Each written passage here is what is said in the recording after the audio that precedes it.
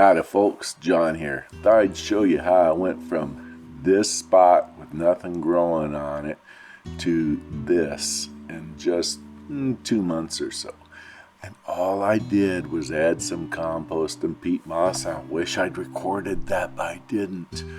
So you can get a garden going, and it's not too late, this being the middle of June right now, because you still got several months before the end of the season. So get your garden started now. Put some compost down, put some peat moss down, put your plants in and mulch it.